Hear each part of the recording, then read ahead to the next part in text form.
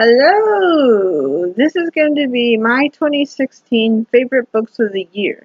However, I'm only going to do the ones that I actually own, not all the ones that I read. Because some of my favorites that I don't own, I've read this year, but I checked them out from my library. And there is a total of 12. Some of them are series, some of them are by the same author, and I just so happened to fall in love with them. The first, and this is in order of the way they go, is An Author's Odyssey in the Land of Stories by Chris Colfer. This is about two teenagers who have to travel the fairy worlds to save them from an evil Destructo guy, and they have to, who's their uncle, they have to save him from the Land of Stories from him. They use their own stories to take into the Land of Stories to save them. So, there's that. The next is actually one that everybody is familiar with, probably by now, either because of the TV series or they've read it, and that is Outlander. I fell in love with this book. It took me some time to read, but that's normal being as it is long. This is an older version of it. I love this book. I love Jamie. I love Claire. I know Jamie was kind of weird at first, but he's one of those quirky characters that you can just absolutely fall in love with. And there's nothing wrong with that. So, yeah, that's Outlander for you. The next is actually a series. It's a series of 3. It's the Grisha Trilogy by Leigh Bardugo. I have all 3. The first one is called Shadow and Bone. The second one is Siege and Storm. The third is Ruin and Rising.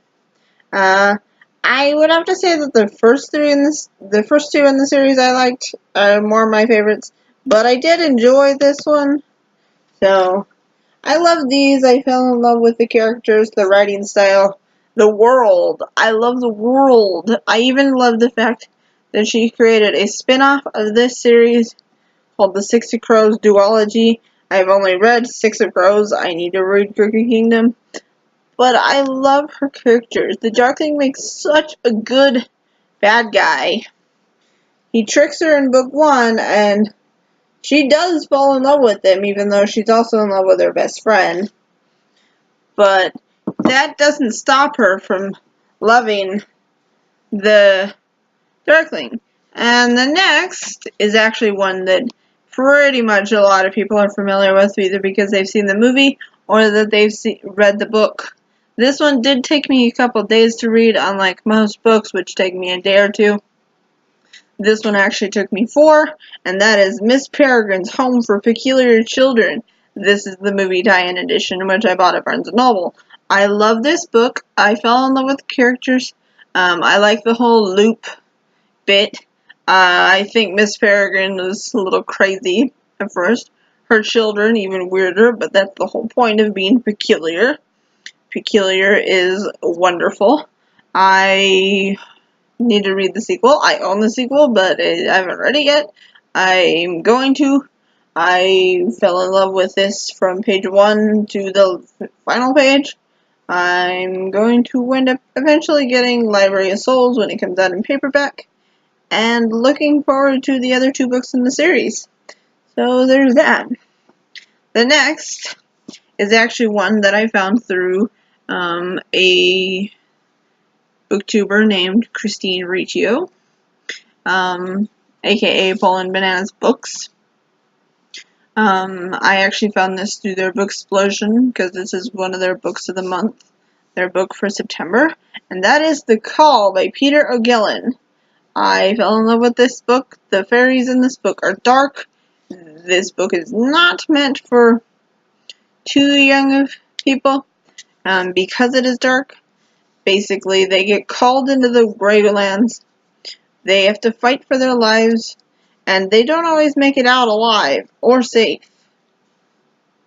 It's definitely worth a read.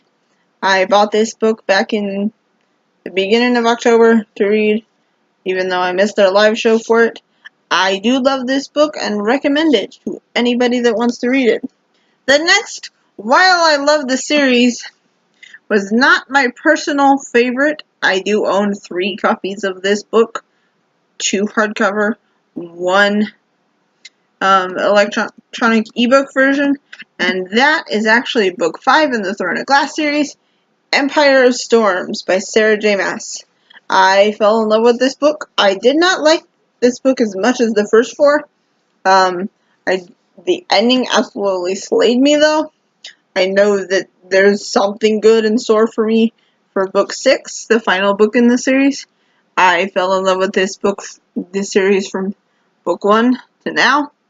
I love the fact that there are things in this that I did not expect, like Lorcan, one of the characters from 2 of the other books.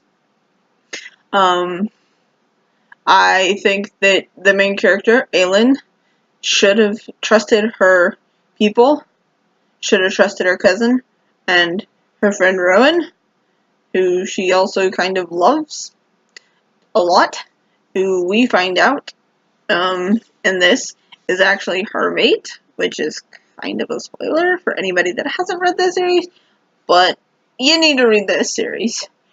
This is definitely a favorite, but not quite so top of the favorites that it's worth it. That's why this one's lower down. The next I actually bought recently, and that is actually this. The 10th Anniversary of Vampire Academy by Rochelle Mead. I bought this for the little side stories in the end, in the back, because of the fact that I want to read them. I wanted to know what they were about. This is actually my second copy of this book. I own another, but the second is actually elsewhere. I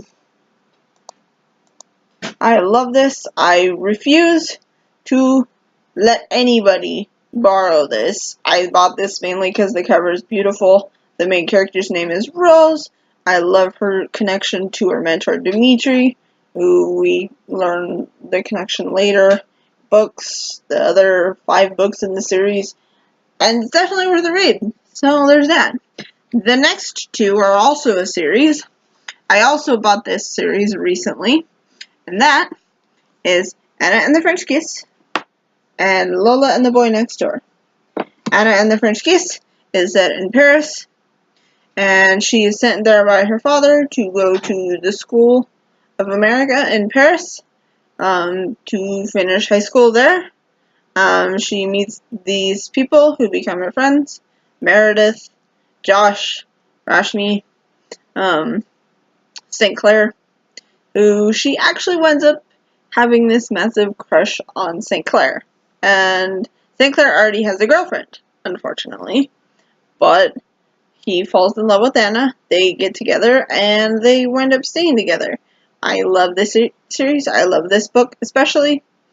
It's definitely worth a read. There's 3 in the series, but I only own the first 2. I have read the third one though. And the second one is Lola and the Boy Next Door. Lola is set in San Francisco. Lola realizes that her old neighbors from when she was a kid moved back into their house next door to her, Calliope and Cricket. She loves Cricket and has loved Cricket since she was little.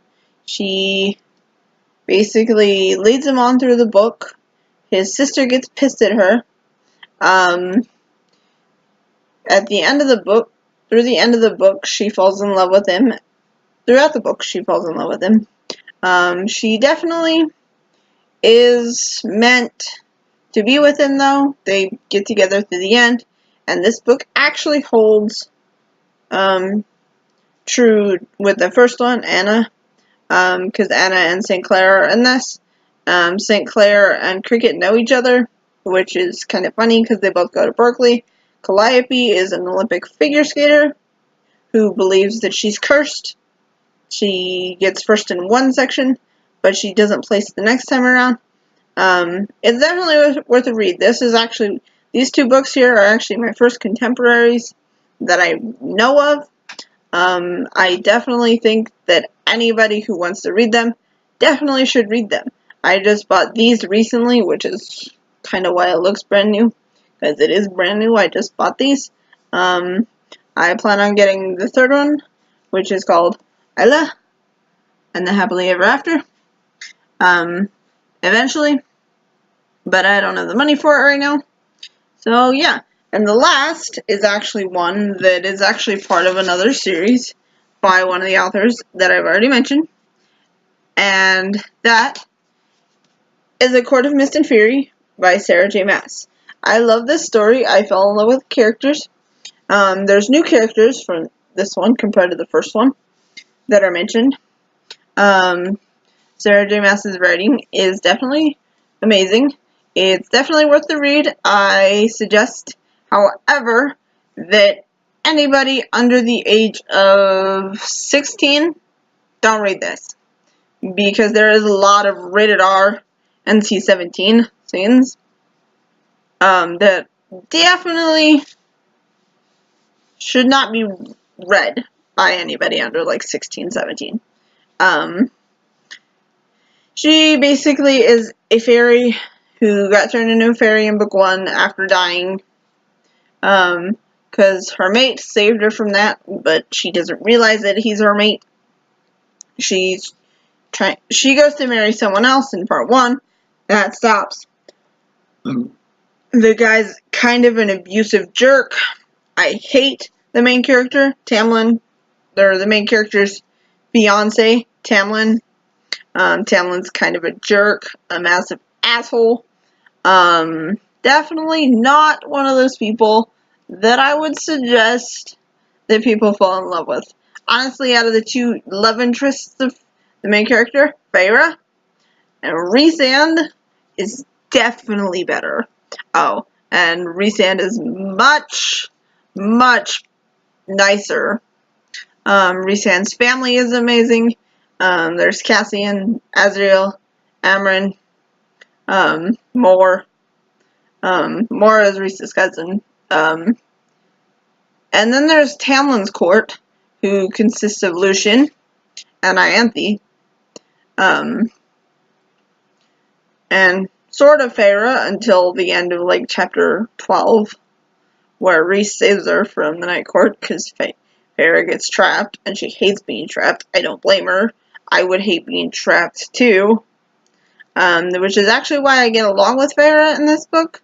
I connected massively to Feyre because I've been in the situation that Feyre was in the first 12 chapters of this book.